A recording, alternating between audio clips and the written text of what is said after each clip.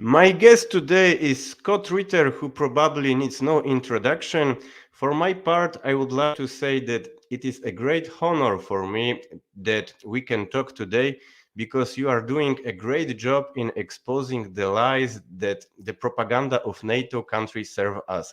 I have a lot of questions for you, long and short. I hope you will have time to answer all my questions and questions for my viewers. I will start with some of my long questions, but don't worry, later questions will be shorter. Are you ready? I am ready. Thank you for having me. Okay, so my first question has to do with Joe Biden's visit to Kyiv a few days ago. It was an occasion for various funny theatrical gestures, such as loud alarm sirens warning of bombing, even though the Americans had previously informed Russia about everything and there was no bombing. And the emergency sirens were meant to show Biden as a great hero. Biden told Zelensky that US will always help Ukraine. We remember from the past a similar theater in relation to the puppets of South Vietnam and to collaborationist government in Afghanistan. We also remember how the Americans fled Saigon in panic and how in 2020 they fled Kabul in front of the eyes of the whole world. So my question is as follows. Will the Americans betray the Kyiv puppet government? And if so, when? Well, we already are betraying the Kiev government. And we're already betraying the people of Ukraine. I mean, one only has to take a look at the fact that, first of all, this was a war that not only could have been avoided, but should have been avoided. There was no reason to fight this war. It's not in Ukraine's interests. It's not in Zelensky's interests. It's definitely not in the Ukrainian people's interests. Depending on whose math you use, 200, 300,000, dead Ukrainian soldiers, thousands of dead Ukrainian civilians, tens of millions of Ukrainian civilians displaced, trillions of dollars of damage to Ukrainian infrastructure, the irreversible loss of up to 20% of Ukrainian territory. That number could go higher if this conflict goes on. In whose universe does this constitute America helping Ukraine? Ukraine has lost, Ukraine is losing, and Ukraine will lose more. So we've already betrayed Ukraine. We're going to betray them more because they're under the impression that we're in it to win. We're not in it to win. We're in it to play a political game. To manifest this notion that the United States and NATO is somehow going to bring about the collapse of Russia, the end of the Putin era, the removal of Putin from power. You're talking about the defeat of Russia. And as I think Dmitry Medvedev, former Russian prime minister, president, current deputy head of the National Security Council, has said, no nuclear power nation has ever been defeated before in a peer-on-peer battle. So people need to understand that when you speak of the defeat of Russia, you're talking about the end of the world. You're literally saying we want to commit suicide. We collectively want to die. Poland, if you're listening, do you really want to die? Because any poll out there says, no, we're in with NATO. We're with the United States. We want to defeat Russia. What you're saying is you want to die because Russia won't be defeated by you. It just isn't going to happen. Not only is it never going to happen because Russia would use nuclear weapons to prevent it, it won't happen because you can't beat Russia. Plain up, straight up, stand up fact. America can't beat them. Ukrainians won't beat them. NATO won't beat them. Nobody will beat Russia. That doesn't mean that Russia wants to beat you, but Russia's not going to be defeated by you. And so we've already betrayed them because we're not in it to win. We're in it to play a game. We're in it to, achieve some sort of strategic advantage over Russia. Some people suggest that we're in it to weaken the European Union itself. I mean, logically, that wouldn't make sense because we claim to be friends with the European Union. But when you blow up a critical piece of infrastructure, as the United States did, come on, guys, we did it. And you destroy the economies of your so-called allies. What's the purpose? Russia's not getting weaker. Russia's getting stronger. Their economy's doing okay. Despite all the sanctions that have been thrown at it, Despite the attempts to shut down Russia's energy sectors, Russia's economy is doing fine. Shrank, what, 2.2% last year, going to grow this year. Budget surplus, imagine that. A nation at war with all these sanctions on it, running a budget surplus. Your plans aren't working, Europe. Your garden is a jungle. We've already abandoned Ukraine, and the proof is in the pudding. I mean, Biden goes on this covert mission to Kiev and tells Zelensky that we're there, we're for you, we're going to give you what you need. But as soon as Biden leaves and finishes with his posturing, diplomats come in behind him and say, America's not a bottomless well. The wells run dry. We don't have anything else left to give you. It's over. You got to start looking for peace. We already abandoned them. It's over. Nobody wants to admit it because there's political ramifications. Imagine the Polish president coming out and telling the Polish people right now, hey, everything I was telling you about in the last year or so, wrong. We lost. It's all over. Goodbye. How long do you think he'd be politically popular? So every European politician right now is running for cover. They're desperate to find some sort of political cover, and they're praying that Putin gives it to them. Imagine that, waiting for Putin to help you out politically from the problems that you've caused because you were attacking Putin. It makes no sense, but that's where we're at right now. Nothing NATO, the United States, is doing makes any sense, but we do know what the outcome is going to be. Russia will not lose. It's NATO, the United States, and Europe that's going to lose. The second question concerned the Nord Stream gas pipeline and US-German relations. In recent weeks, the Americans have publicly humiliated Chancellor Scholz several times in front of the whole world. First, they forced the Germans to send Leopard tanks to Ukraine, despite the earlier opposition of the German authorities. Now, thanks to an article by Seymour Hersh, we know that the Americans and the Norwegians destroyed Nord Stream and they are responsible for the problems of Germany and other European countries in access to gas. The Americans are also forcing Germany to impose more sanctions on Russia, which are destroying the German economy. You once said that Poland is a cheap prostitute, and it is an opinion which I agree. Do you think Olaf Scholz Germany is also an American prostitute? And if so, who is a cheaper, Poland or Germany? There's a loaded question. First of all, I apologize to anybody who my analogies have insulted. I got in a lot of trouble with my wife when I used that analogy, and she said that it's not the analogy that a gentleman uses. But hey, look, in this case, there's no such thing as a gentleman. We're just men, people being people. Okay, let's be straight up honest. If Poland's a cheap prostitute, what is Germany? What's cheaper than a cheap prostitute? Okay, at least Poland has a price. Poland stands for, I don't agree with what Poland stands for. I know what Poland wants. Poland wants Americans to send troops to Poland permanently. Poland wants an American corps level headquarters stood up. Poland wants divisions, American divisions on Polish soil. Poland wants to be treated like Germany used to be treated, like a cheap prostitute. So congratulations, Poland. That's what you've become. And, you set your price and America's paying the price. And now you get what you get. But Germany's worse. Germany's a cuckold husband. Basically, the United States comes in, knocks on the door, and has its way with the German wife, and then makes the German husband watch. I don't know what's going on with Scholz and the German people, but they blew up your pipeline. They blew up your pipeline. They destroyed your economy.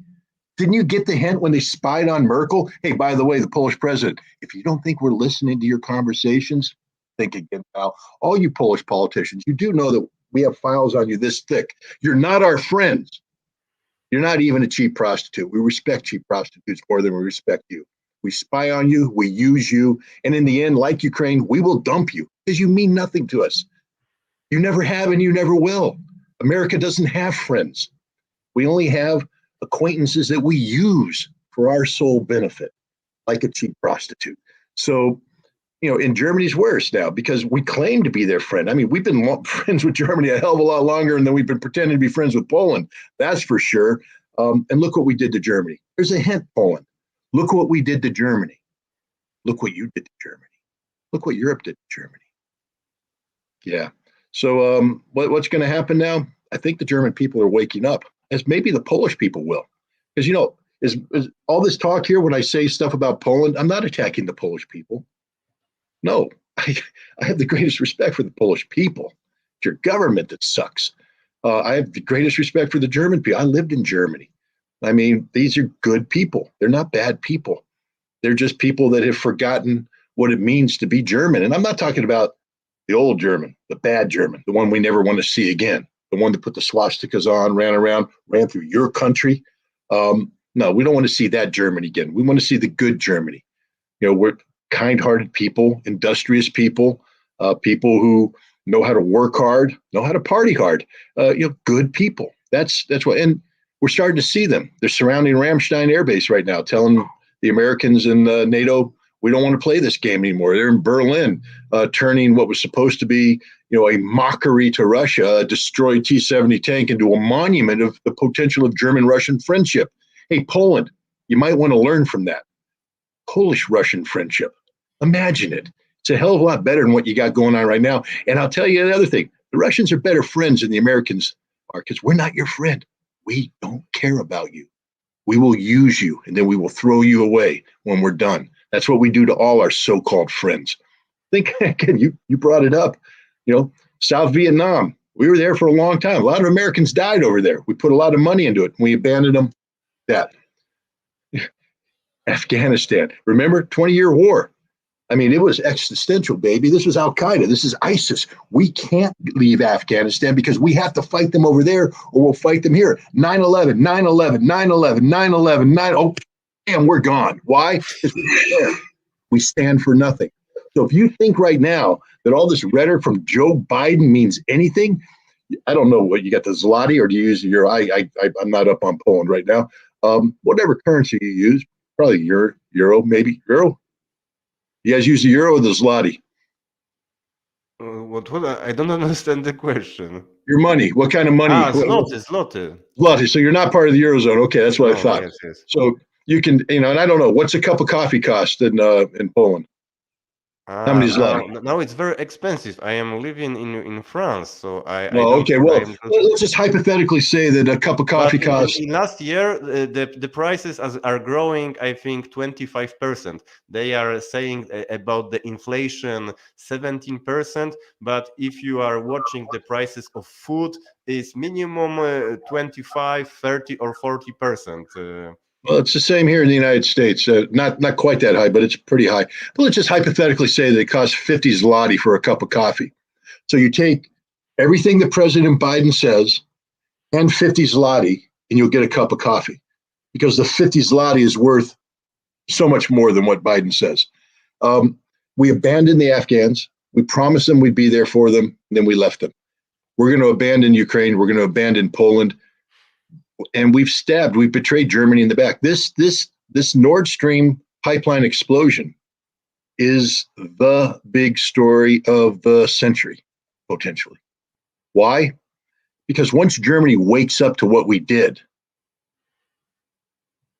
once Germany understands what happened, that's the end of the U.S.-German relationship. And if the U.S.-German relationship goes down the toilet, that's the end of NATO. Yeah, Poland, I know. You bought into NATO. You bought into that whole expansion thing. Why the German politicians don't talk about this? Because, well, they are. Some of them. You have certain German politicians who haven't sold their soul to the United States, taking the dollar, and they're out there speaking about this, and their message is starting to resonate. That's why the German people are starting to come to the streets. And I believe that more and more Germans, it's the awful reality of what has happened. But the German politicians are like American politicians. Why isn't the American Congress talking about this? We declared war on an ally. We carried out an economic Pearl Harbor against a friend. Where's Congress in this? They were lied to. They were deceived. They were never consulted. It just happened. And Congress is just, hear no evil, see no evil, say no evil. And that's what the German politicians are right now, because if they admit it, then they admit their role. Remember, Schultz stood there in the White House on February 7th while President Biden said, I'm going to take out Nord Stream 2 pipeline. You know, there's a movie out called Love Actually, a big Christmas movie here. But there's a scene where the British Prime Minister, who is played by Hugh Grant. Hugh Grant, and they're having a press conference where the Americans, of course, trying to flex their muscles and pushes them too far. And he has a moment where he decides that the United Kingdom is going to be an independent nation. He speaks up, he defends, and all that kind of stuff. That was Schultz's moment right there in the White House. He literally could have said, "Hey, Biden, with all due respect, you're not going to touch Nord Stream pipeline because that's an act of war. And if you do that, we'll evict every American soldier out here. We'll permanently cut off relations. We'll collapse NATO, and we'll turn Europe against you. I'd like you to retract that statement right now in front of everybody." Wow, what a moment that would have been for Olaf Scholz in Germany. It would have been a wonderful moment because Biden would have had to back down. But no, Scholz just stood there like, what was that word I used again? Cuckold. Yeah, he stood there just like a cuckold and let Biden run all over Germany and all over everything. Even when a German reporter showed more courage than Scholz did, a German reporter said, "Hey, Mr. President, how could you possibly talk about that? German? We're going to shut it down." And then Scholz, again, at that moment, he could have maybe became a man. But no, I don't know what he is. A castrate? Who knows what he is? But I don't mean to be insulting, but really, it's insulting. Scholz humiliated himself and he humiliated the German nation and the German people. And I'm telling the people of Poland right now, that's your future. If you think America's standing by you, you're wrong. You got senile Joe Biden standing there talking tough. And he's not tough. You think American troops on your soil is going to mean something? It means nothing. It means absolutely nothing because we're not going to die for you. Literally, we're not going to. How many troops do we have on your soil now? How many do you want? You know, we used to have about 300,000 on German soil because that's what you need when you want to fight the Russians. We got that many? You really want 300,000? And then what happens when Germany pops out and you no longer have, you are now the frontline state. Yeah, you know what it means, don't you? It's all over, guys. Because if there's a war, you're going to die. Literally, you're going to die. What, you want to take your 165,000 Polish troops and turn them to 300,000? Serious numbers, guys. 300,000, serious numbers. Really? And you have what it takes to make that 300,000 a robust military? You have the money?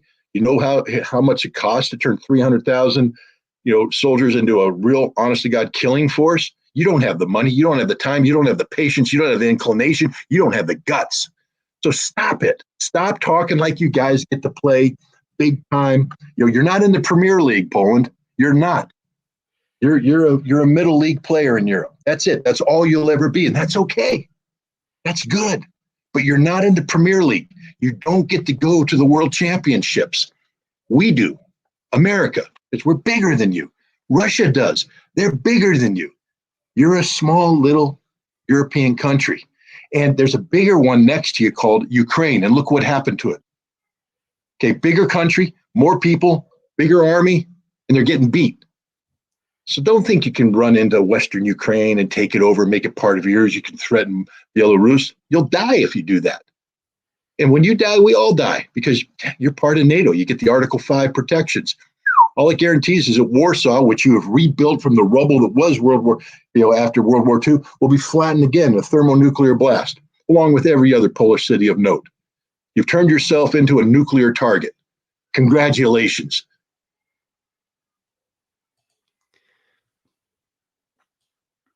Now I would like to ask you about assessment of Poland's military potential. I don't know if you are aware of what is happening in Poland, but the media and politicians are increasingly intrusively preparing Poles for the upcoming war. At the same time, the Polish government has been disarming the Polish army for a year. From the official statement of President Duda, we know that, as he himself said, he did not think at all whether arms should be sent to Ukraine, and he immediately made such a decision. It sounds terrible that our president makes such decisions without thinking. He also said that Poland, unlike other NATO countries, sent the most modern weapons that the Polish army has had so far. Most likely, Poland sent more than half of its tanks to Ukraine. Supposedly, Poland also sent most of the crab cannons, and magazines with all types of ammunition are empty in Poland today. No one knows exactly how large the degree of disarmament of the Polish army is, and all this while the media threatens war. Do you have any information on how many weapons Poland sent to Ukraine, and what is the potential of the Polish army? Uh, I don't have any specific information. There's talk that that Poland has sent hundreds, if not thousands, of tanks. Oh, they're all destroyed. Thank goodness they were destroyed with only Ukrainian crew members. Imagine if Poland had gone to war and those were Polish boys. Oh, wait, some of them are Polish boys and they're dying. I assume the Polish people know that. I know the parents know that. The bodies that have been recovered, I think, have been returned to Poland and they're being put underground. That's the fate of the Polish army. You're not going to win this war. You're not equipped to win this war. You see, Poland allowed itself to join NATO. And then it bought into this NATO myth that NATO is under the umbrella of the United States. The United States will always be there for you. And therefore, you don't have to be serious about your military. So you just sort of had a military, but you didn't really fund it.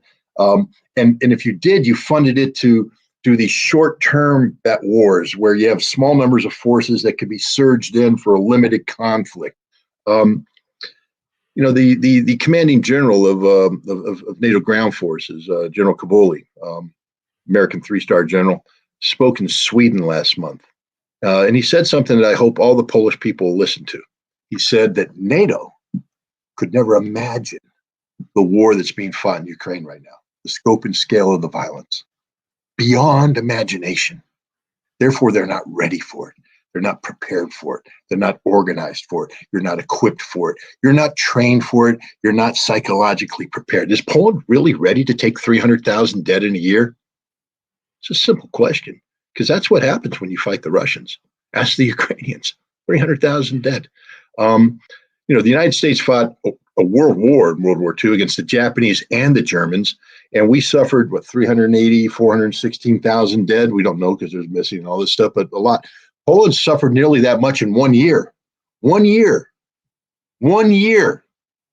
What it took the United States to lose in a two-front world war.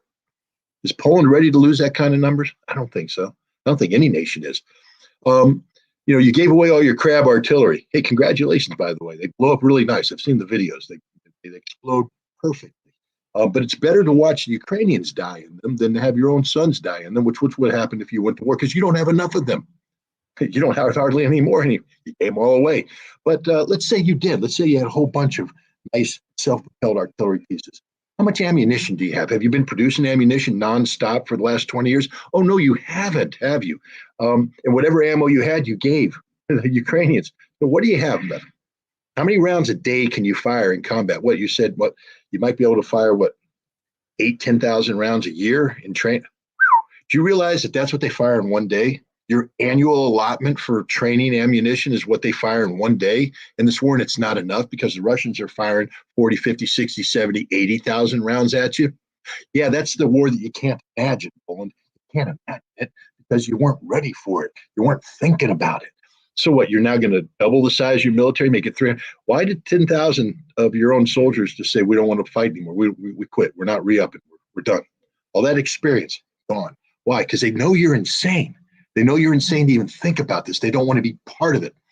You don't have enough ammunition to survive a week in a conflict against Russia. Straight up. And if you don't have ammunition, you die. You don't have enough tanks. You don't have enough of anything. You're not prepared for this. What happens when you send your division out there and a day later, that division has suffered 4,000 casualties? Are you ready for that, Poland? Not just one division. To fight the Russians, you're going to need everything you got. And they're all going to die because you're not ready for this. You haven't imagined this fight. You know who's imagining it right now? The Russians. This past year has been a tough year for Russia. They had to realize that they weren't just fighting Ukrainian Nazis. And we haven't even gotten into that one yet. Why is Poland supporting the Nazis? Why are you supporting the Banderas? Didn't you learn about Volin? I mean, do I have to teach you your history? Do I have to teach you what happened in 1943, 1944? Do I really need to go through that? 110,000 Polish civilians murdered by the Banderas, Stepan Bandera, the man that is a national hero now in Poland. Do I have to teach you this? You're brain dead if you're supporting these people. They're not your friends. They hate you. They view you as subhumans. You're right up there with the Russians as a subspecies. And yet you want to give them your army. You want to give them your blood. You want to give them your money and your weapons. It's crazy. Literally, Poland has gone insane. I just don't understand what they're doing.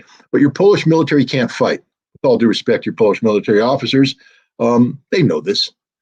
Find me an officer right now to stand up there and say, "Yeah, we're going to win. We're going to win. We got this under control. We're going to win this fight." Not a single one of your professional officers. Your politicized officers might, because they have to support the words of your president. But no real officer, no real professional is going to sit there. Yeah, we got this under control. They're going to sit there and say, "This is crazy. This is insane. We don't know how to fight this kind of fight. We're not ready for this kind of fight. We don't have any ammunition." I mean, again, there's the bottom line. Unless Poland right now can magically spit out, 150,000 rounds a month in production, that's not enough, guys. I'm just telling you. But you can't. You can't, but the Russians are. So the Polish military right now, the best thing Poland could hope for is a peace that brings an end to the Bandera regime. You guys should really be on the side of Russia on this one. It's a good thing to get rid of the Banderas. It's a good thing to get rid of the Nazis. And it's a good thing to maybe get a government in Poland that won't be as corrupt as the one that's been there for the last 30 years, stealing everybody blind. But that's okay. You guys know the truth. Come on, Poland, you live next door to them. You know the truth of Ukraine. I don't have to teach you this. Why are you buying into this Western propaganda that suddenly Ukraine, the most corrupt nation on the world, ruled by corrupt oligarchs with this Western Ukrainian Nazi problem there, is suddenly what, bastion of democracy? Why is a joke of a comedian suddenly Winston Churchill? Oh, don't you remember what Winston Churchill did to you guys too? Stab you in the back, abandon you, like everybody will, because nobody likes Poland. The Russians do. They want to live in peace with you, but nobody else. We don't. The Brits don't. The Germans don't. Nobody likes you. So why are you sitting here playing our game? Why are you on our side? This is crazy, guys. It's crazy. And your military, you're asking too much of them. There's no way your military could stand toe-to-toe with the Russians. I'll even put it this way.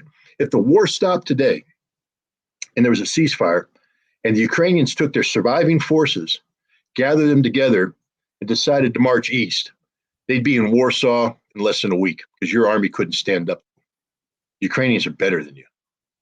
They have combat experience. They know how to take a hit. Does Poland know how to take a hit? You're like a heavyweight boxer that's never taken a hit. You're going to get in the ring, get punched in the face, round one. Hey, I'm down. Ukrainians have been taking body punches for a year. They know how to take a hit and they know how to deliver a punch. They'd wipe you out. And they're getting wiped out by the Russians. That's how bad your military is. So let's just stop playing this tough guy game. Common sense has to prevail here. The world isn't about, who has the toughest military. The world should be about who has the best people. The people that want to live in peace. People that want to live in harmony, that want to live as good neighbors. Poland should be that. You have good people, and you could be that. But you have a government right now that somehow thinks that they're something that they're not, and they're supporting the wrong side. You're on the wrong side of history on this. It's not only government now, but all the Polish government after the destroying the socialist Poland. They are all the slaves of the Americans. Yeah, I mean that. But again, you bought into the promise. You bought into the notion that look, I'm not going to sit here and tell you that life under Soviet occupation or life during the socialist times was wonderful. It wasn't. There's a reason why there was a solidarity movement. There's a reason why people said we want to be free, etc. And but I think the if you take a look at especially the latter half of the Soviet presence in Poland, it was benign neglect as opposed to a deliberate policy of of subversion. It was the kind of lethargy, the kind of malaise that it took over the whole Soviet Union during the Brezhnev times. It just was, it wasn't very exciting. So it was sort of gray. And I understand that that's not what people want. People want sunshine and flowers and brightness. But America doesn't deliver that. Everything we touch dies. Everything we touch dies. And we're touching you right now. You're going to die. And that's not a good thing. During the debate with Trump in 2020, Biden said that Poland is an authoritarian country, and this is one of the few Biden theses that I agree with. Since the outbreak of war, the situation has become even worse. Special services block media critical of the pro-Ukrainian narrative, and many people have lost their jobs just for publicly denying the government's narrative. The police crackdown on left-wing activists has also begun, whose phones and laptops have been confiscated by the police for criticizing government policy online and are facing long prison terms. In short, it's getting worse every month. Maybe not as bad as in Ukraine, but the situation is getting worse every month. And I appeal to you to publicize this problem in the world, that Poland is an authoritarian country. A few days ago, Biden spoke in Warsaw and said that the war in Ukraine is a war of democracy and authoritarianism. Is Poland a democratic country according to Biden? Where is the logic here? Is this the ravings of an old man, or has something changed since 2020 that Poles don't know about? I mean, maybe Biden's right. This is a war between democracy and autocracy, but the democracy is Russia. Russia is more of a functioning democracy than the United States is. It's more of a functioning democracy than Poland is. We just don't like to admit it, that maybe the Russians actually have a president that they all voted for and support. That doesn't mean Russia's perfect. I'm being a little facetious here, but Poland was being attacked before this conflict. The European Union was singling Poland out for serious breaches of the of judicial misconduct, of authoritarianism, et cetera. And suddenly overnight, it's all forgotten. Poland is a democracy, a functioning, wonderful democracy. No, it's gotten worse, as you said. But here in the United States, we have a hard time advertising that. I mean, you had a former foreign minister, Sikorsky, I think his name is. He's married to somebody named Anne Applebaum, and she writes. She's a Pulitzer Prize winning writer who gets her works published in all the big papers. So, in the United States, we're being fed a line of propaganda from the very forces of Polish, authoritarianism that should be called out, but they're the ones who get to dictate the narrative to the American people. So it's very difficult to get the American people excited about this. And then there's the whole, Russophobia that's taking place. So automatically, everything associated with Putin and Russia is bad. And conversely, anybody who's opposed to Putin and Russia is good. So Poland went from being a very troubled place that we were rightfully calling out for its deviation from democratic norms prior to this conflict. But now, because we've changed the whole game, we're no longer fact-based, we're perception-based. And so we have to perceive everything about Russia as evil, and anybody who's opposed to Russia is now good. Wow, suddenly you guys have become good. It's amazing the transformation you've undertaken. But you're not good. You're like every other nation that has bought into the lie about the Ukrainian conflict, because you're suppressing free speech. You're suppressing the very notion of democracy. Look, if the case for war against Russia through via proxy in Ukraine is so strong, so black and white, so good versus evil, why do you have to suppress opposing points of view? I mean, if your case is so good, you'd be welcoming debate. Like me right now, I'll debate anybody, anytime, anywhere, anyhow about this issue. I'll go to Poland. Maybe not. You guys would arrest me and shoot me, but I'd do it in a heartbeat. I'd debate your government. I'd debate the American government. I'd debate everything, because I'm going to win. Because this is the easiest debate in the world to have. With the Poles, I just say Bandera and watch their reaction. That's all I have to say to win the debate. Step on Bandera. We don't know how to answer because you can't answer. And I could go on and on and on and on. The same thing with Germany. Really, you want to send a tank named after a cat to Ukraine to kill Russians? You guys did that once before, the panther, the tiger. Didn't work out. So you think the leopard now is suddenly a cat? It's not. There is one funny things about Duda, because in 2015 in the election campaign he promised to the families of the people killed in Ukraine in Volyn that he will make something to do. He promised a lot of things about the massacre of Volyn, that because all the time there are no cemetery, there are no we don't know how many people died, we don't know names, and the most important, the government of Ukraine never apologized for this. And Duda in 2015 he made a lot of good speech in this subject, but now he make totally opposite for these things which he promised, and the same thing Zelensky make in his so the friendship between the Duda and Zelensky, it's friendship of two guys who made some good promises in the elections and after they forgot it about this. No, I mean, again, you can't have a narrative today about reality in Europe that's fact-based, because that narrative goes against the policies that are being dictated by the United States. I just remind everybody here about who Joe Biden is. He's a man who in July of 2021 received a phone call from the former Afghan president Ashraf Ghani. And Ghani was begging for help. He said, I got 20 to 30,000 bad guys coming over the border right now, heavily armed, and my army can't stand up to them. This thing's going to be over in a week.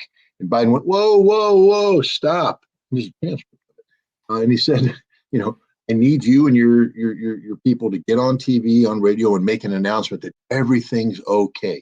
You need to tell everybody that everything's under control, even if it's not true. And that's a direct quote, even if it's not true, because with Joe Biden, it's not about reality. It's about shaping a perception. Because again, what I'm trying to tell you, and anybody who will listen, you don't count. You don't matter. Let me ask the following question. In 2024, how many votes will Poland give Joe Biden? None. So you're irrelevant. You don't count. He only cares about votes in America. So everything he's saying is about shaping a perception that improves his image to the American voter. That's all it is. It's not about reality there. Hell, we'll lie. Poland could be on fire today and we'll say it's perfect, it's raining. Just like we're doing with Ukraine. Somehow Ukraine is wonderful, even though it's being destroyed.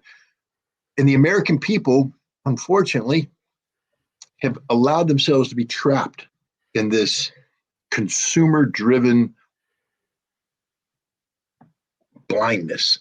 And so the president can say something and we'll acknowledge it as fact, even though it's obvious it's not. The president lies. Almost everything he says is a lie.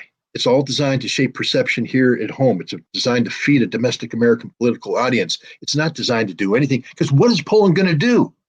You're just a cheap whore. We know what you're going to do. You're going to take the money. That's what cheap whores do. Or you're going to be like Germany and turn into just a cuckold relationship. But that's all you are. You don't stand for anything. What do you stand for? No offense to the Polish government, but what do you stand for? You don't stand for the Polish people, because if you did, you'd be standing for Volyn. If you stood for the Polish people, you'd be demanding that Ukraine apologize, that Ukraine pay reparations, that Ukraine do the right thing, and you'd be doing your best to never forget. Because once you forget, once you pretend it didn't happen, it will happen again. And it'll happen at the hands of the same people you think you're helping.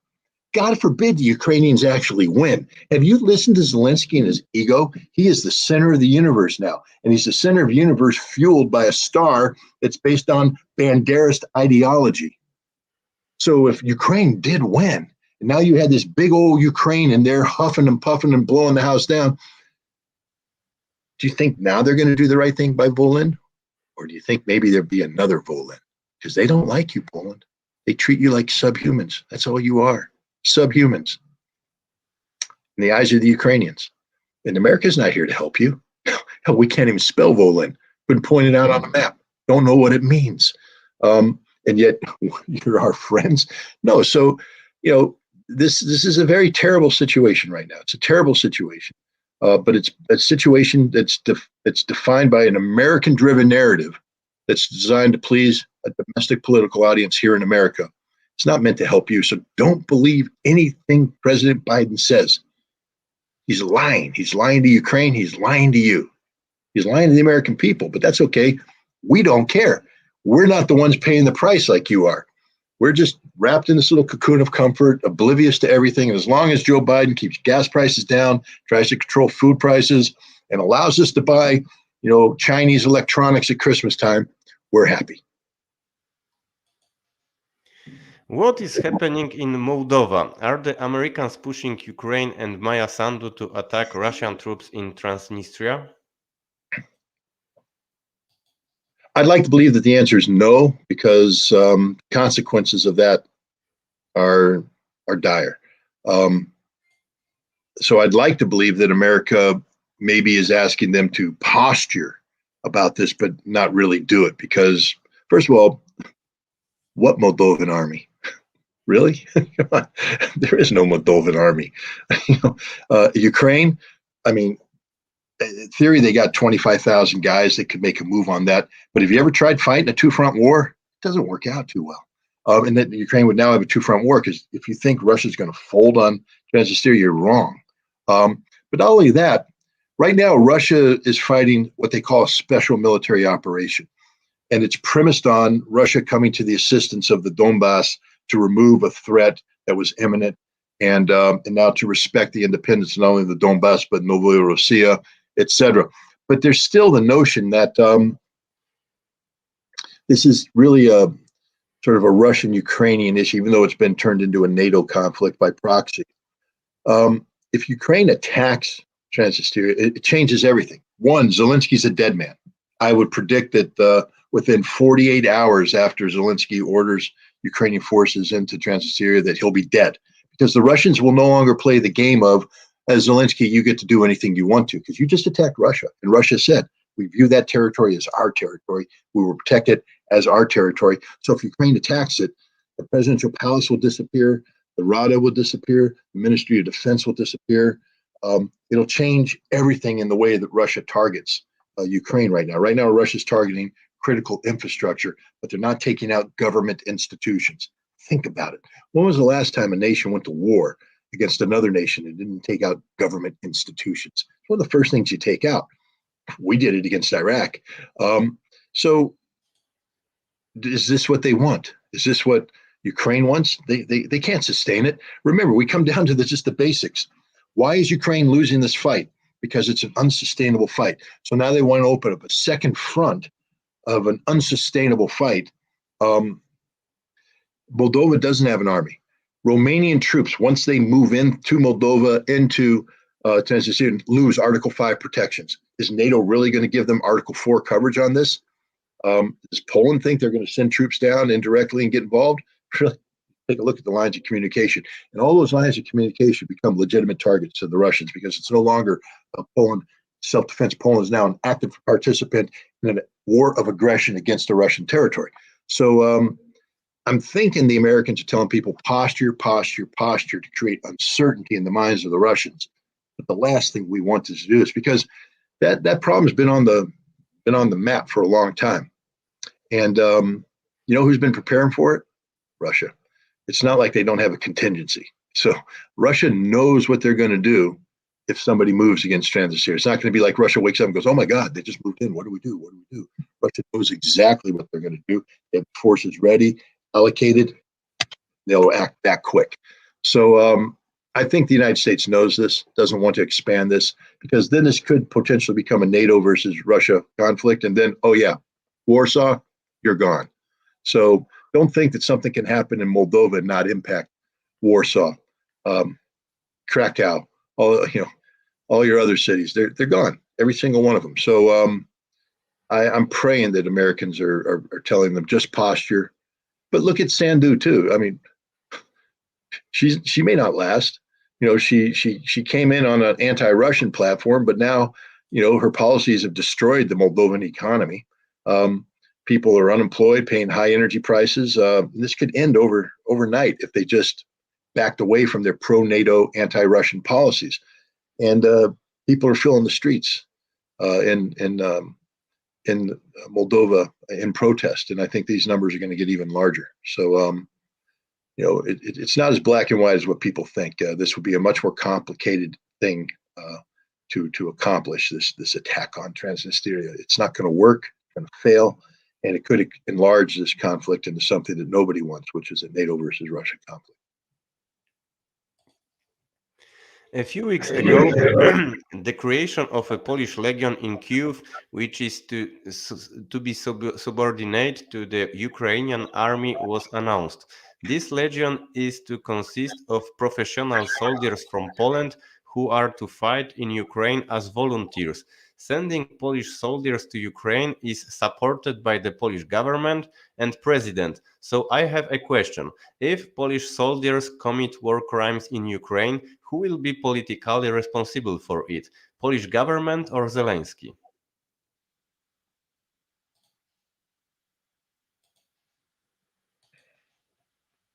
I mean, I'm not a lawyer, so I can't give a legal answer. I would imagine that if the Polish government creates a unit and then transfers responsibility of that unit to Ukraine, so that it's now receiving orders from the Ukrainian Ministry of Defense, and the purpose of that unit, the intent of that unit was purely a military purpose, that the Polish government is absolved at that point in time. And that therefore, if those troops conduct themselves in a manner which constitutes violation of the laws of war, that the individuals will be responsible, and those who gave them the orders up through the relevant chain of command, which will terminate with Zelensky. And it won't transfer over to Poland because the Polish government has washed its hands. Now, if the Polish government retains some sort of control function over that, then, of course, they're now culpable. But my understanding of the Legion is that even though it's being stood up with permission of the Polish government, the idea is that it would be transferred in totality to Ukraine and would be taking orders from Ukraine. Now, here's the interesting thing. What if the Polish secret services, nefarious like all secret services are, have a deal with the president that says this Legion we're sending over there, even though we're ostensibly saying it belongs to the Ukrainians, secretly reports back, has an intelligence reporting function, changes the picture a little bit, has an operational function, meaning that at a moment's notice, the Poles can flip the switch and the Polish soldiers fighting for the Ukrainians suddenly become Polish soldiers fighting for Poland. For instance, if they wanted to take over Western Ukraine or create a humanitarian corridor or something like that, and if some sort of secret arrangement like that exists, then the Polish government is liable for any war crimes. So, and I would also tell you, I don't believe that the Poles will just send over a legion and not have any sort of reporting requirement back or any sort of ability to control these guys. For instance, what if they're getting slaughtered on the battlefield and Poland's going to lose 10, 15,000 guys? I think the Polish government will find a way to bring them back home. I think when the battlefield collapses and the Russians do come forward and start swamping the Ukrainians, that at that point in time, the enthusiasm to go fight and die in Ukraine will become quite low, and the Poles will pull back. So I think that these soldiers will have some sort of reporting requirement back. They are under the operational control of the Polish government. Therefore, they would be susceptible to criminal liability if any war crimes were conducted by them in Ukraine. The destruction of the Nord Stream gas pipeline was parallel to the opening of the Baltic gas pipeline, which supplies gas from Norway to Poland. Due to the fact that Norway helped blow up the Nord Stream, do you think there will be a Russian attack on the Baltic pipe? And if so, when? I can't speak for the Russian government, and only the Russian government can do that. But I will tell you this: that the Russian government has behaved responsibly throughout.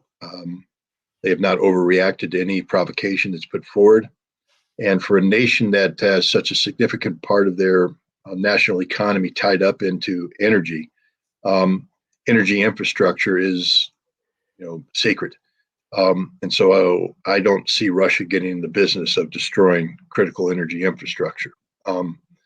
That's not the Russian. That's not how Russia operates. How America operates, but it's not how Russia operates. Because once you start doing that, once you weaponize it, then retaliation becomes legitimate. So then more Russian infrastructure would be opened up.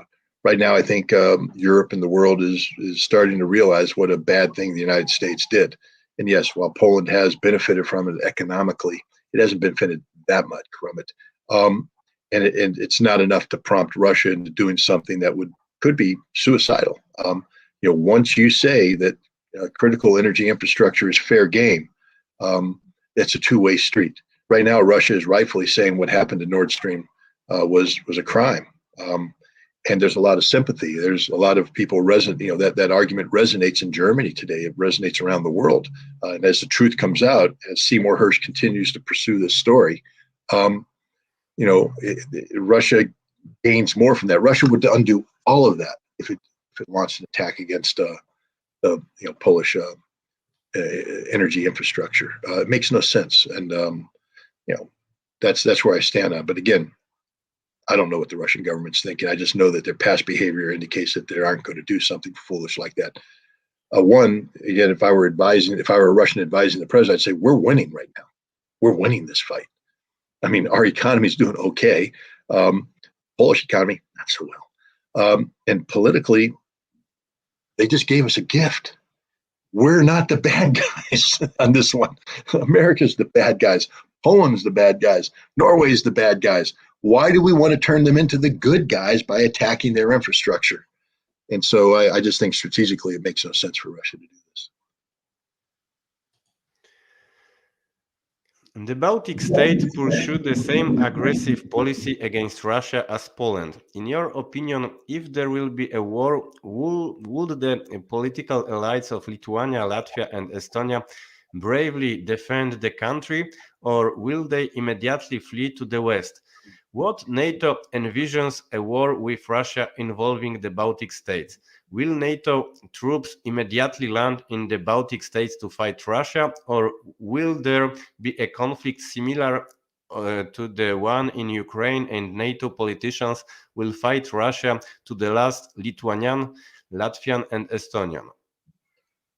Well, the good news for NATO is that Latvia, Lithuania, and Estonia will probably be swamped by the Russians in a week. So whatever conflict happens, it's going to be short. They don't have militaries. Yeah, I know there's NATO battle groups there. Sounds impressive, battle group. A reinforced battalion.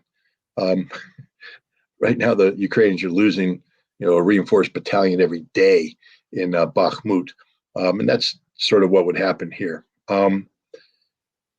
It would be a very short conflict, and then the world NATO would be left to wonder: do we want to commit suicide to defend the Baltics? If, especially, again, Russia is not going to attack the Baltics out of the blue. It would only be because the Baltics did something stupid, like make a move on Kaliningrad, seek to cut off all rail and road links to Kaliningrad in violation of treaty obligations, shut down the Gulf of Finland to the Russians, basically an act of war. So if any of the Baltic states carry out what constitutes an act of war against Russia, then Russia will destroy them. There won't be Baltic states after this. It's that simple. They don't have a military worthy of the name. And I don't imagine their politicians standing around to commit suicide in the last-ditch defense of their capital cities. And as you said, I have a funny feeling that many of them will end up in Brussels or London or Paris, maybe even Warsaw, asking for, safe sanctuary.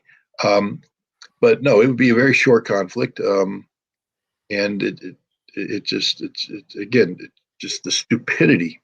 No offense, Poland, but the stupidity of NATO of allowing you and the Baltic nations into this alliance is beyond me. because you guys have had it out for Russia for a long time. You're not good. You're not good allies in this nature, because unless our goal was to seek confrontation with Russia, why would we have you in? What do you bring to the table? Not much. You've only caused problems now. You're a headache to Europe right now because of your rhetoric about Russia. The Baltic states are a headache as well, but they can't. The Europe can't say the honest thing, which is shut up. Just shut up, Lithuania. Shut up, Estonia. Shut up, Latvia. Don't open your mouths. But now you have these little poodles up in the park getting ready to fight the bear. And the bear's going to come down and just swap them. And you're not much of a bigger dog. Maybe you're a pointer. Maybe you're a shepherd. Ooh, deeper bark. But the bear's going to take you out too. Bam. And that's the reality of you, the Czech Republic, Baltic states. Your anti-Russian posturing is a threat only to yourselves. Because at the end of the day, especially for the Baltics, nobody's going to come and save them. What NATO forces are going to land in the Baltics? What? Poland? You're going to send your army up there? Look at the map behind you. Let me just give you a hint. Polish army moves up through Lithuania, goes into Latvia and Estonia, and there's a big Russian army in Belarus, and they'll just cut you off and kill you too. So you're going to stay in Poland. What, is the British military going to come to their assistance? You could put the entire British military into a soccer stadium and have 30,000 unsold seats. So the British aren't going to come to your assistance. The French, come on, they can't even fly anywhere without American air transport. So they're not going to come. The Germans, you think the Germans have a military? To get that one reinforced battalion up there in Lithuania, that battle group, they had to cannibalize their entire military right now. They've got nothing. Literally nothing. They can bring nothing. NATO can bring nothing. So all the Baltic states are up there going, they should think, no one's coming to our help. There is no cavalry. Maybe we should shut up. But they're not. They're just yap, yap, yap, yap, yap, and they're going to start nipping at the heels, and it's going to be a problem. So it would be a very short conflict, though. The Baltic states just simply can't resist the Russians. They don't have the military to do it. They don't have the economy to do it. They don't have the infrastructure to do it. It would be over very, very soon. The government of Lithuania are very brave because they are not only attacking Russia, but also they are attacking China in the same. I don't know if you know. Yeah.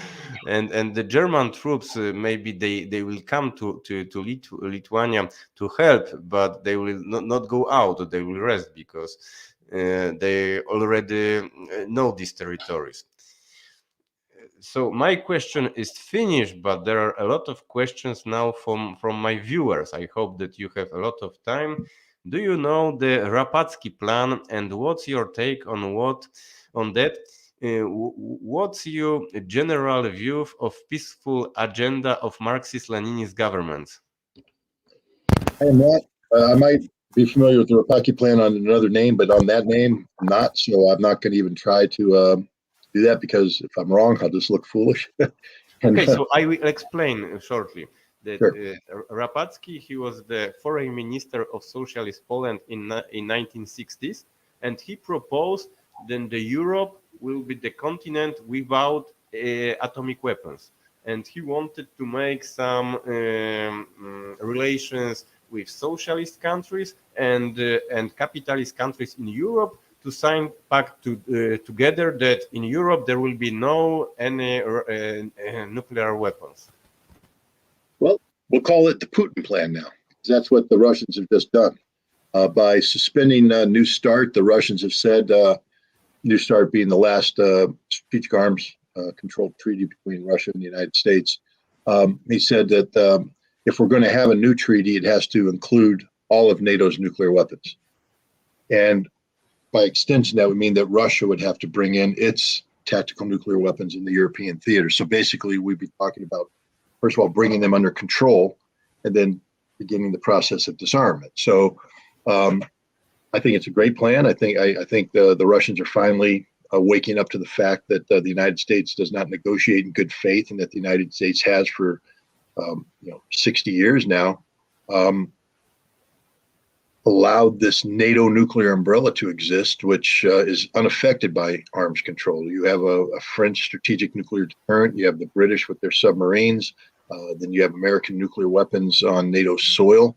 And these were always untouchable. And so Russia's saying, because it's not just the United States that's talking about the strategic defeat of Russia, it's NATO as well. Therefore, all of NATO's nuclear arsenal must be on the table when we talk about strategic nuclear forces and things of that nature. So I think the Rapaki plan has been repackaged, and we'll call it the Putin plan now. And I think it's a good idea. My general view of peaceful agenda of Marxist-Leninist governments, I don't know. I'm always skeptical of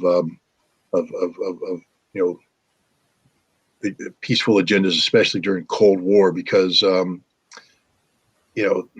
sometimes they seem like a cover for achieving your goals and then backtracking. But because Marxist-Leninist versus capitalism, that's an existential thing that we're talking about. So can Marxist-Leninist governments really live in peace and harmony with capitalist societies? It's a question. It's a fair question. So that's why I'm a little skeptical of it. But we're beyond that today. We're now into a post-Cold War era, and I think it's essential that we talk about peace. That's what Europe was supposed to be. I mean, the whole idea of the European Union and this post-war European community was so that there would never again be a large-scale land conflict in Europe. The idea was to break down borders, bring the economies across together, etc. Well, it hasn't worked out too well, but it could work out if you guys would take away the cancer that's killing it. The cancer is the United States. Because when you're talking about European security, you can't talk about the United States, because we don't believe in European security. We believe in using Europe to achieve American security. And right now, when we talk about creating a crescent of conflict around Russia to weaken Russia, Europe is part of the crescent. And I don't know, when I look at that map again, it's like Poland's right on the front lines, man. You're right on the front lines of the crescent of conflict. Is that really the future you want, to be in a permanent state of conflict? Because you will be destroyed in the end. That's just the way it is. America's not out to create stability. We're out to create instability. What do you think a crescent of conflict represents? Stability or instability? So, I think that Europe needs to start looking at European security from a European perspective. And the last time I checked, Poland is part of Europe. So Poland should be joining this. Poland should be talking about, hey, how do we bring it in? Why is it we're allowing the United States to use Europe as a proxy for a conflict with Russia? Look at your map, guys. It's a simple exercise. Take your finger, put it on Poland, and run it to the east. Oh, you're in Russia pretty soon. Now take your finger on Poland and run it west. You got to go through all of Europe for a minute. Then we got this thing called the Atlantic Ocean. Got to go over there. There's America, all the way over there. It sort of speaks for itself. Who's more interested in Polish security and stability, the Russians or the Americans? The Russians are, because you're closer to them. There's historical relationships. The United States, we're way over there. We're using you like a cheap whore. What's the mysterious ingredient NATO possessed that turned such a violent opponent of NATO as Javier Solana into its Secretary General, bombing Yugoslavia back to the Stone Age?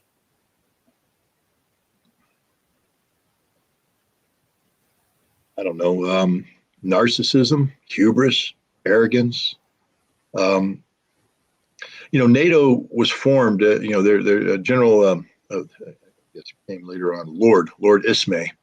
There were three components, in the raison d'etre of NATO.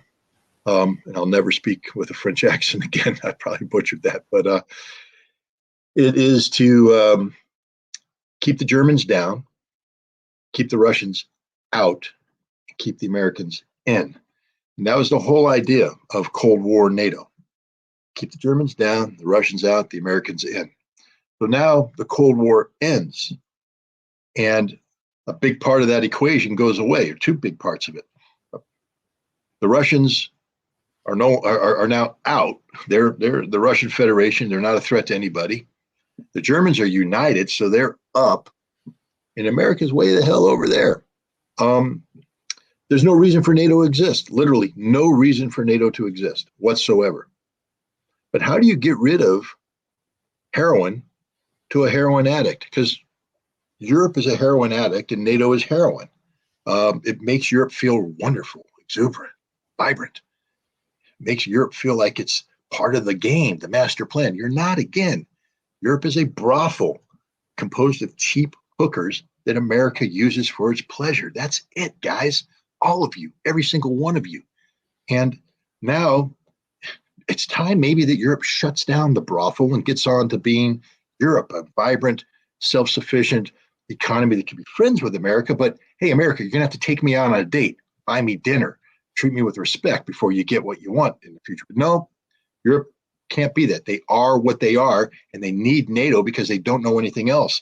And so NATO now needs to have a reason to exist because it's a military alliance. It makes no sense. During the Cold War, it made sense to spend all that money building a military to take on the Soviet Union.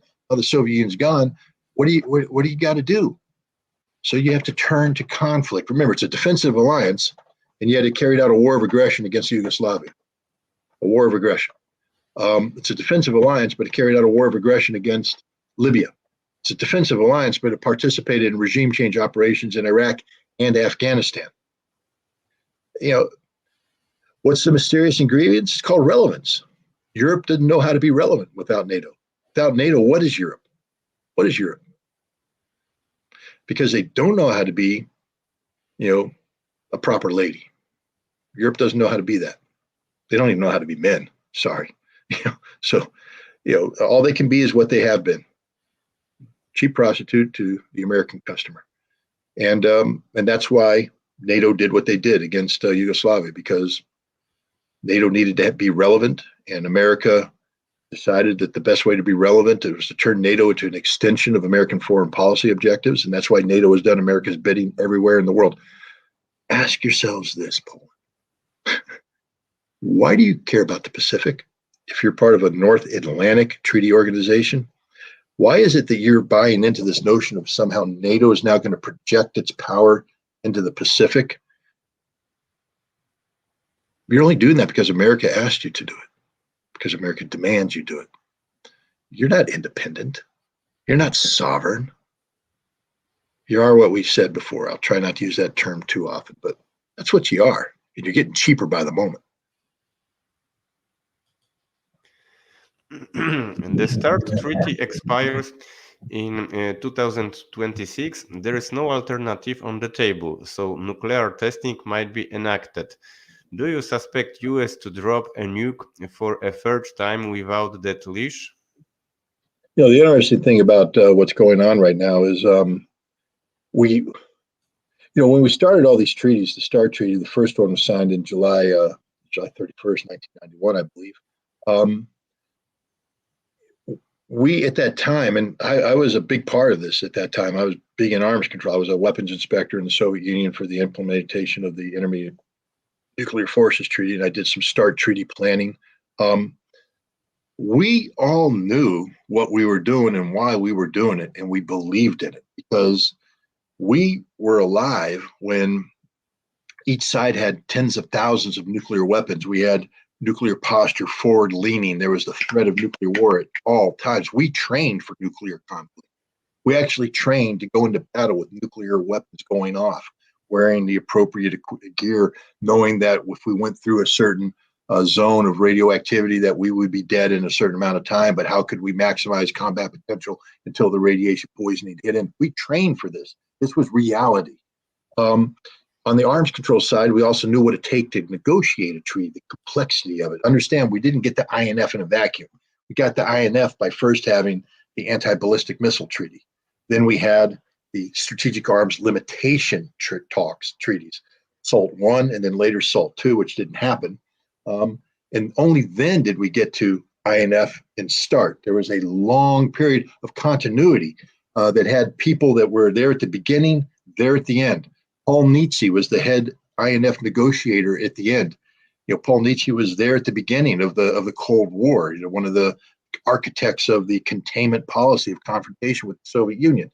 So we had real experts who understood the issue really well, and they understood the dangers of this issue. They understood how close we were to nuclear apocalypse, and that's why they signed these treaties. They're all gone. I was a young kid back then when I first stepped foot in the Soviet Union in 1988. I was 26 years old. As a young kid, and so all the people that negotiated that treaty are either dead or drooling in a cup. There's not too many people out there who are vibrant anymore. Everybody who's come in afterwards have learned something different. They didn't have that experience. They've had that post-Cold War experience, especially buffered by the 1990s, where we didn't treat the Russians with respect at all.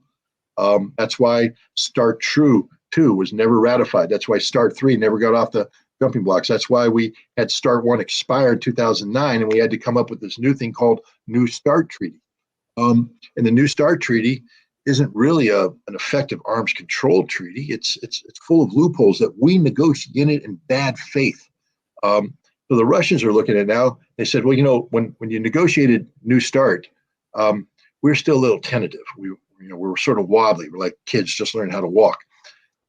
Today, we know how to walk. We've got better nuclear weapons than you, and we understand what you did with New START. It was a bad faith negotiation. You lied to us, and we're never going to let that happen again. So the Russians are taking a tough posture. But here's the thing. The arms control muscles that both sides have, because remember, for all of our experience, for Newton's third law, for every action, there's an equal and opposite reaction. So if we have a strong negotiating team on the United States side, they had a strong negotiating team on the Soviet side, later on with the Russian side. But when you don't use those muscles, they atrophy. And there's no arms control muscle anymore in either the United States or Russia. What we have are militaries that have forgotten what it was like back in the 1980s, because none of the guys wearing stars today were alive back then. They weren't doing the job back then. And it's amazing how history repeats itself. We have people today in the United States that are saying the same things that our strategic philosophers were saying in the 1960s. We can win a nuclear war. It's a winnable thing. Nuclear wars are winnable. We can have usable nukes. It's not a bad thing. If we go to war, we got 340 million people. If we lose 110 million of them, we could still survive as a modern nation state, so long as we bring down the Russian and the Chinese capabilities down to zero. But this is insanity. This is kind of the insanity that Kahn and others had back in the 1960s. We got rid of it because rational people came in. Well, we don't have any rational people anymore. We don't have people that understand what the consequences are, the real consequences are. We don't have people that grew up fearing nuclear weapons. Right now, nuclear weapons have just sort of been this thing that's there, but we never really talked about it. But now the treaty's about to go away, and there's going to be an arms race. And with that arms race comes the pressures on the military that if you're going to spend $1 trillion building a capability, then you might want to have the ability to use it. Or else, why are we spending that money? And so this is why America deploys what we call the W-76-2. It's a low-yield nuclear weapon that we can put on a Trident missile on a submarine and fire it against, let's say, a Soviet incursion into Lithuania. After the Lithuanians did something stupid like that off Kaliningrad, Soviets attack, they're driving on the Lithuanian capital, and NATO realizes we can't stop them. The Russians are going to win, but we can't let them win. So we're going to do a nuclear demonstration. We're going to fire a W-76-2 and hit the Russians in Lithuania. And you're sitting there going, Scott, you're just making this stuff up. No. That's the actual exercise that the United States trained on in early 2020, when then Secretary of Defense Mark Espers went to Omaha, Nebraska, the headquarters of American Strategic Command, and actually practiced pushing the button to send the orders to a submarine to fire that missile against Russians named. Normally, when you do these exercises, we call it, East Calvecchia, or we come up with some fake name. No, this was Russia. We named Russia. We practiced firing a low-yield nuclear weapon against Russia. Poland, wake up. If we do that, you're all dead. You're all dead. You will never live. You won't see tomorrow. That's the reality of it. Is there a prospect of this happening? Yes. Yes, there is. That's what we call it arms control. We want to control this, but when you eliminate arms control, there is no more control. It's out of control. An arms race building weapons that are designed to be used. It's insane. So I don't know, there's some talk, maybe we might have some sort of a demonstration here in the United States in favor of arms control. I'd like to believe that the Polish people would support that. And maybe if we announce a date, maybe Poland could put a lot of people in the streets of Warsaw arguing in favor of saving their own damn lives, saying, we don't want to die. We support the United States embarking on a policy of meaningful arms control to prevent the nuclear genie from leaving the bottle. That's what Poland should be working on, not helping Banderas in Western Ukraine.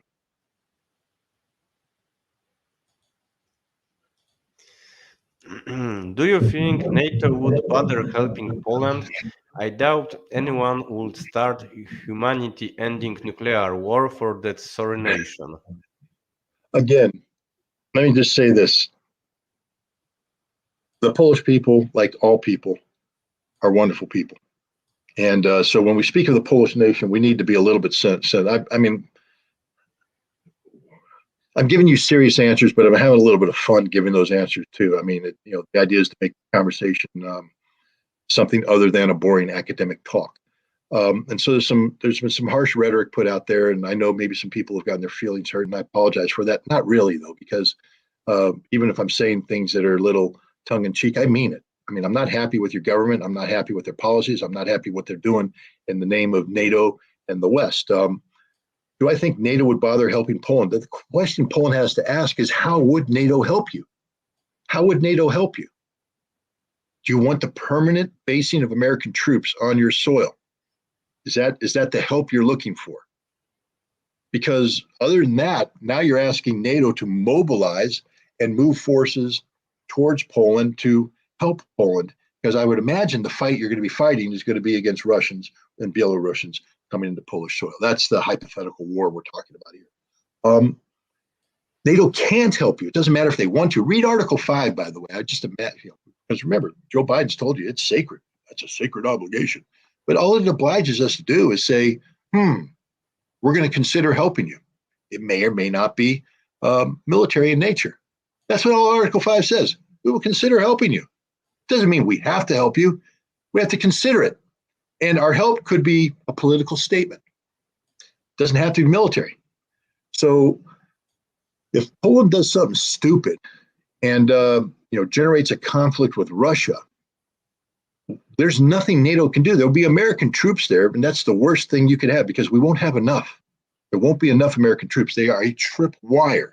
A tripwire to what? To the release of nuclear weapons, guys. That's all it is.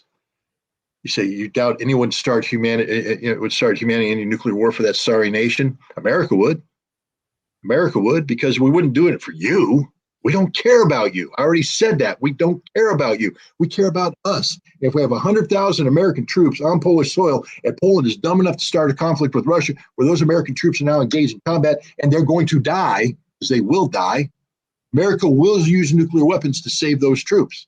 And we'll drop it on your sorry soil, because we don't care about you. We don't care about the fact that when we drop a nuclear weapon on Polish soil, that we contaminate it forever, and you'll never be able to use that soil, become a giant contaminated area if the world doesn't end. But the world will end, so it doesn't matter.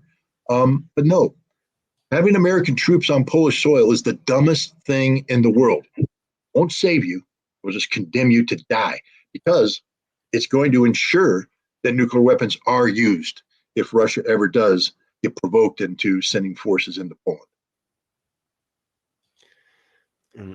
There are also some some other questions in the news, which I when I announced that we will talk. So I will read it.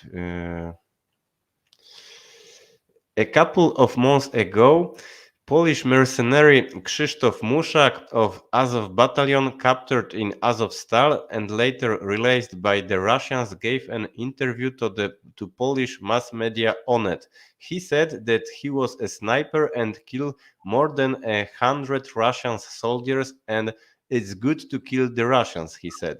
Muszak reported there was a very big problem with food and water in Azovstal. We ate rotten meat and growled ourselves during the last weeks of the siege. We ate amputated legs and arms. Any thoughts why such people like Muszak did not surrender and preferred to be cannibals? How many Polish mercenaries are currently fighting in Ukraine? And what is your opinion of Azov? Well, I'll start off with the easy one. My opinion of Azov is they're despicable Nazi, uh, militarized organization that deserves to be eradicated violently. I don't have any sympathy for Azov members. It's amazing that this guy was captured. I always laugh at how heroic they become when they become free. He's now heroic. But you do know that he was captured by the Russians, and that means that the Russians interrogated him, and they have videotape of the interrogation where he is admitting his crimes, admitting this, admitting that, admitting this, admitting that, admitting this. And now he's back talking about how tough he was. He ate arms and legs. I doubt it. I doubt that that's a true story. I think that's a stupid story. He surrendered. You say, why would he not surrender? He surrendered. He surrendered like they all surrendered, or they died. Very few of them escaped. But how many Polish mercenaries are? I mean, that's up to the Polish government to answer that question, not me. There's talk of, when the Russians talk about in Lugansk and Donetsk, listening to the radio conversations, they say they hear the majority of the voices they hear are Polish, not Ukrainian. So that tells you there's a lot of Poles operating there.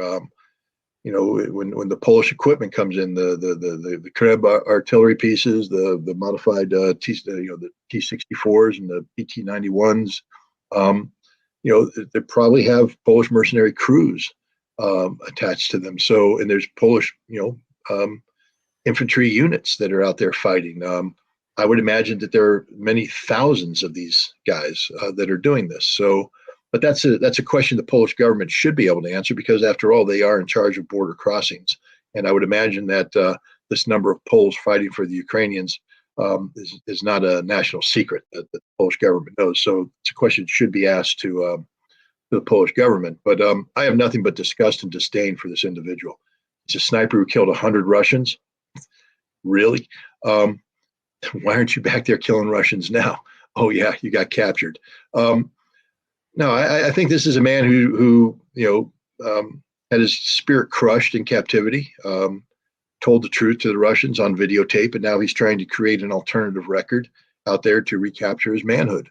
But he had his balls cut off. Now he's trying to grow them back. That's all. That's just talk. How do you think the war in Ukraine will end? With a lot more dead Ukrainians, a lot more destroyed Ukrainian infrastructure, and a lot more suffering for the Ukrainian people, and total victory for Russia.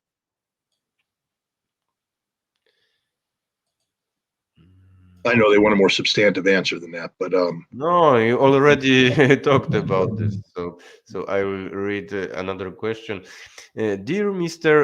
Ritter, could you comment on Mr. Kedmi's recent opinion on Poland? Yakov Kedmi: Poland can be brought to its knees in 1 hour using only the conventional weapons of Russian air and space force. This primitive, devoid of industry country can be taken back to the Stone Age. Within 20 minutes, its 16 strategic objects can be destroyed and Poland is gone. And nothing else will be there after that. There will be no water supply, there will be no electricity, there will be no heating in Polish houses. There will be no military bases, railways, bridges, and airports. Fascist Poland will return to the Stone Age. And for this, Russia does not need to send her troops conducting military actions. Russia will not waste lives of her soldiers because there is no need of Russian tanks to go to the Warsaw. Yakov Kedmi is an Israeli politician and diplomat. He was the head of the Native Liaison Bureau. No, look, Poland is a large country. I don't buy into the notion that Poland is a primitive country. I have respect for the reality of Poland, which is it's a nation that possesses a significant heavy industry capability. It's proven that over time. It has shipbuilding plants. It can modify tanks. Poland's a modern nation state. modern infrastructure, relatively high standard of living. And the idea that Russia could turn this off in 20 minutes or whatever he said, no. War is very complicated. I participated in Desert Storm, and I was actively involved in the targeting of Iraqi infrastructure. And the Iraqi infrastructure was, in terms of the targets, I would imagine were significantly less than the amount of targets that exist in Poland, given the fact that Poland is a large state with an extraordinarily, a lot of Iraq is desert. So all your targets are concentrated in certain areas, whereas Poland is a very large, nation with significant infrastructure spread out over significant urban population areas. So shutting Poland down would be a very, very difficult target, a very, very difficult task. That doesn't mean that you can't hurt Poland. I mean, I think what we've seen with Ukraine is that the Russians would be able to target, for instance, your electrical power generation capability and shut off the lights. Yes, Poland, like any other nation, has resilience, and they'd be able to bring it back up. And then you get into this tit for tat targeting thing is as they blew it up, you rebuild it, they blow it up, you rebuild it until somebody either runs out of missiles or runs out of the ability to rebuild it. I think Poland would run out of ability to rebuild before Russians run out of missiles. And similarly, other infrastructure could be hit as well. But this would be a lengthy campaign. It would take months to do something like this. And so I think the key thing from this question is, does Poland want this? Is anything Poland's talking about right now worth this? I mean, because I disagree with Mr. Kedmi. I think Poland would survive. Poland would fight. I have respect for the Polish people, especially if they're attacked, that they aren't going to just roll over and surrender. They've proven throughout history that that's not who they are. So I think Poland would resist, and that resistance isn't just military, it's what civilians do to keep their nation function. I think Polish people would show sufficient resilience to struggle, to survive, to rebuild, to do what humans do when they're confronted with the worst possible thing. But the question that has to be asked by the Polish people, is this the fate we want? Because it's inevitable. If you want a conflict with Russia, that's what you're going to get. It doesn't mean that you lose, but I think you do lose. I think the fact that this happens to your country, you've lost already. Even though you haven't surrendered, you've lost, just like Ukraine has lost. And so I would hope that the Polish people would say, we don't want this. We don't want that future. We take a look around us and we see we have a good quality of life. We'd like that quality of life to get better. And it doesn't get better by having Russian missiles take out your infrastructure. That's for damn sure. So, so I don't agree with Mr. Kedmi's statements. I do think that Poland would be a much more difficult target set, that it would take a significant amount of time to do the damage that he's talking about, if it ever could be done. I think Polish people are resilient. They have the capability and the capacity to resist and reconstitute. But that's not a future anybody wants.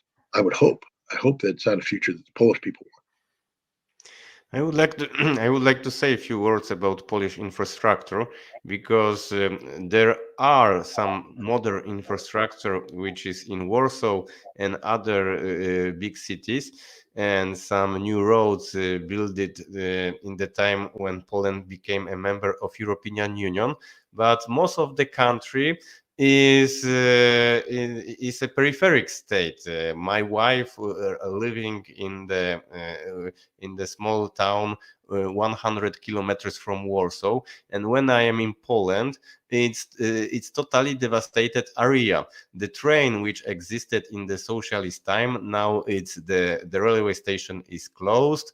The public transport is not existing there. There are more than half of population which are not access to public transport to go to the other cities, because all this infrastructure which existed in Poland in socialist times now is closed, is privatized, and they said to all people, we will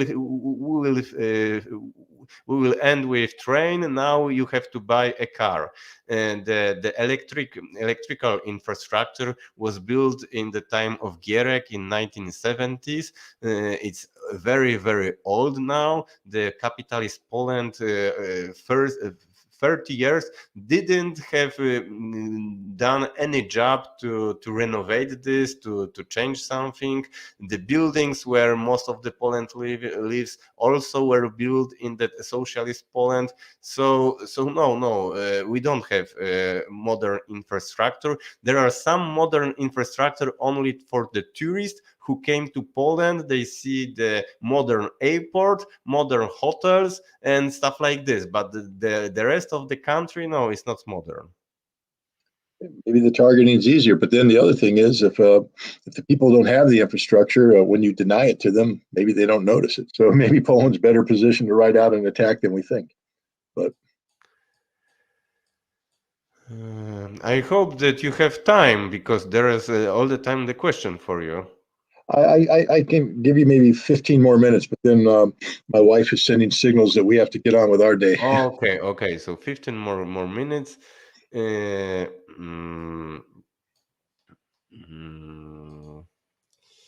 Wait. Gennady Zyuganov said that there are only 14 bridges that connect Ukraine with Eastern Europe, 4 land roads crossing, and 2 tunnels. In order to end of the supply of NATO weapons to the front in Donbas, all the bridges, crossing, and tunnels should have been destroyed a long time ago. General Gurulyov, with whom you spoke, stated many times that from a military point of view, this is not a problem at all. To do this, it is necessary to disable the air defense of Ukraine in a specific area, activate Russian Air Force, and bomb these bridges with Fugasnaya Aviaционная Bomba FAB and X-22 missiles. General Gurulyov stated that to destroy the bridges, it is not necessary to disable Iranian air defense of the entire territory. It is possible to disable Ukrainian air defense for smaller areas, for example, a couple of oblasts at a time, and conduct a typical strike with drones and some 100 missiles. This will clear the way for aviation. Any thoughts? What is your opinion on the possibility of dismantling Ukrainian transport infrastructure in order to stop the supply of NATO weapons? Well, first of all, I agree that the targeting deck is what they've. I'm sure that that NATO, working together with the United States and other special services, have come up with alternatives to some of these, but these are the main ones that have been identified. And I also agree that they could easily be taken out. It's just not a problem for the Russian Air Force. If the Russian Air Force wants to destroy something, it will destroy something. And I'll leave that up to the Russian Air Force and the High Command how to determine that takes place. I'm not going to sit here saying they must do this, they must do this, they must do this. Let's just say that it can happen. Why hasn't it happened? And this is the part of the discussion that so many people miss out on, because Russia's not at war with Ukraine. Russia's not at war with Ukraine. If Russia was at war with Ukraine, all of this would have been taken out on day one. As I said earlier about the leadership of Ukraine, it wouldn't be allowed to function if Russia was at war with Ukraine. Russia right now is at war with the collective West, but it's not at war with Ukraine. It's carrying out a special military operation to eliminate the threat posed by the Ukrainian armed forces that had been working in concert with NATO to the Donbass and Crimea, and now Novorossiya. That's the Russian objectives: demilitarization, denazification, but it's not the total destruction of Ukraine. Russia's not at war against the Ukrainian people. And so therefore Russia will, has made a decision that certain critical infrastructures will be allowed to stay functional. Yes, they've taken out power. They've taken out things of that nature. In some cases, they've taken out the odd bridge, but they've allowed bridges to stay up. They've allowed railroads to continue to operate. How did Biden get to Kiev? I think it was by train. Shouldn't have been allowed to happen if they were at war. But Russia's not at war, and that's the important thing here. If Russia makes a decision to go to war, for instance, if it becomes, from a political standpoint, where the Russian leadership says, no, we are at war now with the collective West, and therefore we must interdict all of these weapons, and they're getting to that point. They've dropped enough hints. Then all of these targets will be taken out. And but when you do that, you're making it very, very difficult to rebuild Ukraine in a post-conflict environment. And Russia's also, aware of that reality. That which you destroy, there's the old Pottery Barn rule that Colin Powell liked to say: if you broke it, you own it. And Russia's in the business right now of breaking Ukraine, recognizing that a post-conflict Ukraine, in many ways, it'll be the responsibility of Russia to help facilitate the reconstruction and reconstitution of it. So you want to limit what you break. You don't want to go in and break everything. And critical infrastructure like bridges, tunnels, roads, rail lines, etc., have been allowed to stay up and running. And Russia's winning on the battlefield. They're killing hundreds of thousands of Ukrainian troops, destroying the equipment. So it's not. I think the issue of NATO supplies so far has been a propaganda thing for Ukraine and the West to say, hey, we're providing weapons and they're appearing on the front line. But no one likes to talk about what happens to those weapons once they appear on the front line. They get destroyed, and the people in them die. That's just right. I guess sometimes they are able to kill some Russians. I mean, the Russians are losing a lot of guys in this fight. It's not like this is a bloodless conflict for Russia. But from a strategic standpoint, the way things currently stand, Russia is winning. Russia is prevailing. If the amount of weapons start to impact that, to remove the certainty of a Russian military victory, then Russia will have to do that which is necessary to prevent the flow of those weapons, and that means the destruction of critical infrastructure. But again, two things. Russia's not at war with Ukraine, so Russia's not destroying critical Ukrainian infrastructure. And two, whatever the West is providing Ukraine isn't changing the reality on the battlefield. So why would Russia seek to take all these resources and do something that isn't going to fundamentally change the outcome on the battlefield? Russia doesn't need to take out these bridges to win on the battlefield. So unless that equation changes, I think this is going to remain the same way. Russia, because it would require a lot of resources to take these targets out. They can be taken out, but politically and militarily, it's just not necessary to do so at this time. That decision could change any day now if the Russians make a determination that the military equipment being provided by NATO could have an impact on the battlefield. Then Russia will do what needs to be done to interdict that. But right now, I think Russia is satisfied with how things are playing out on the battlefield. Do you think Biden sees anti-war sentiment spreading and wants to get out because of re-election worries? Well, I don't know about anti-war sentiment. I think Biden is recognizing that we're running out of stuff to give Ukraine and that nothing we do is going to change the outcome. And so rather than let the situation deteriorate, because the fact is, the longer this war goes on, within a reasonable amount of time, I'm not talking about years, I'm talking about within the next year, Russia accrues more and more advantages from a negotiating standpoint, meaning that the more Russia wins, the less it's willing to negotiate at the table, if they're willing to negotiate at all. So I think the feeling right now is that Biden is looking at a situation, he's being told, we can't change the outcome. Ukraine is going to lose.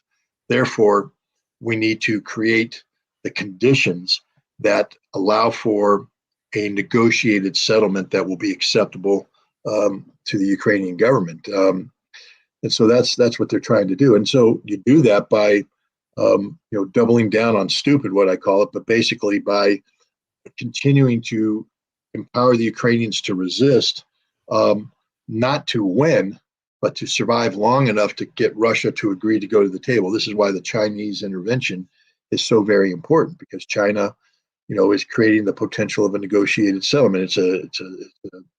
It's absurd that Biden has dismissed this, but he may regret that decision, because sometimes when the negotiating positions are put on the table, they're not there forever. And the Chinese may withdraw that and make a strategic decision, for instance, to start providing Russia with critical ammunition. So we'll see. But I don't think that it's about anti-war sentiment. Biden is such a political narcissist that he'll never acknowledge that there's a significant war movement. I think he's purely partisan political, what's to his benefit. And right now, trying to get Russia to go to the table to negotiate an outcome of this conflict is something he'd like to do, but on his terms. So you do that by further putting weapons into Ukraine and hope that the pain threshold for Russia is so high that they will come to the negotiating table. I think he's wrong. I think the Russians, A, have a much higher pain threshold than anybody in the United States is willing to admit, and B, I just don't think we're going to reach that pain threshold. I think Russia's winning.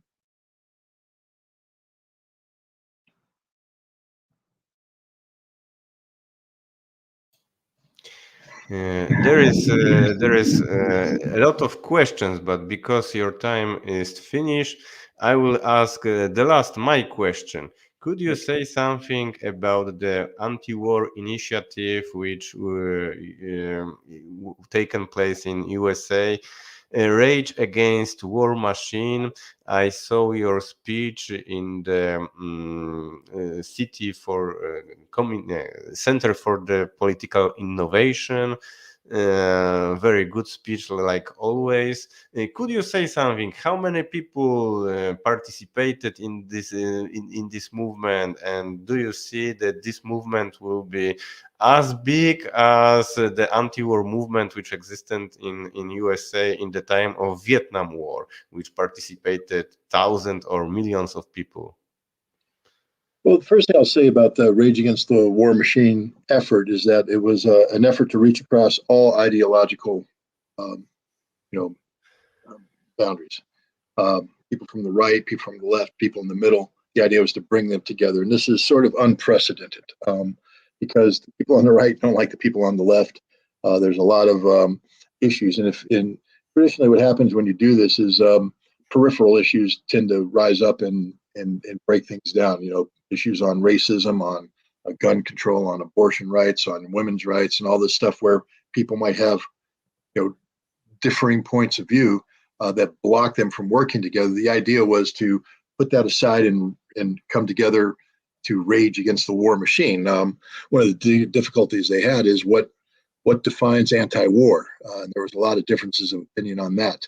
So this particular event was never anticipated to get more than a couple thousand people to attend.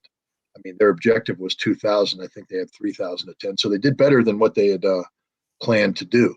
The idea was to begin a process. And in that, they were successful. The Rage Against the War Machine Committee will never meet again. That's a dead committee. They burn themselves out with political infighting and all that kind of stuff. But the participants who came together are thinking strategically beyond that simple committee. So there's not going to be a Rage Against the War Machine 2 or 3. But what's going to happen is people are going to leave this with new alliances, with new, and then hopefully they can begin to generate additional support so that maybe sometime in a couple months there can be an event that attracts 10,000 people, then one that attracts 20,000 people, the one that attracts 100,000 people, and maybe something can finish down the road that attracts 1 million people. We don't know, but it's a journey, and I think everybody who went there took a very important first step on this journey, and that's the important thing, because prior to that, you couldn't think about that. Now it's actual that people from the left and the right can start working together. Not everybody. Some people have opted out. That's okay. If you don't want to be part of it, stay home. But I think this is an important first step that has potential. There's no guaranteed outcome, though. Like anything, you have to work really hard to get to accomplish a task. And there's a lot of hard work left. But I have to say that I was encouraged by it, and I'm optimistic that some good things can come from it. So thank you very much for this conversation. It's very important that you speak with Polish people, with me, with Bojan Stanisławski, with Mateusz Piskorski and other, because the Polish nation is 30 years brainwashed by the American imperialist propaganda. and most of the bad things which are now in Poland, we can are it's because of this. But in the last months, the Polish society starting to recognize some problems. We have some small initiatives. In 19th of January, there was a demonstration, maybe not as big like in USA, but a few thousand people demonstrated in Warsaw and shouting, "This is not our war. Don't sending weapons to Ukraine." 7th of March, there will be the Congress of the Peace organized by the Professor Maria Szyszkowska. There are some other initiatives. All these initiatives are very, very small, but I think that if you can help us, and your opinions about Poland, like a guy who came from America, it could be something will be uniting, because the anti-war initiatives in Poland is like in USA. There are some guys from right nationalists. I am communist, so it's very complicated to organize something together. But we already we have one the same goal, not to bring Poland to war, which will be the catastrophe not only for the Polish people, but for all the world. So thank you one more time. I want to thank you, and I'll just end by saying this: I'm a tool, and use me. I mean, I'm here. If you think I can be of benefit, call up. Be more than happy to speak with you again or anybody else. Because we're on the same side. I think we're on the side of saving humanity, and doing so in a compassionate and nonviolent way. So thank you for inviting me, and I look forward to talking to you again down the road. Okay. I will invite you. I will invite you very, very soon. Okay. So thank you one more time. Thank you. Have a great day. You also and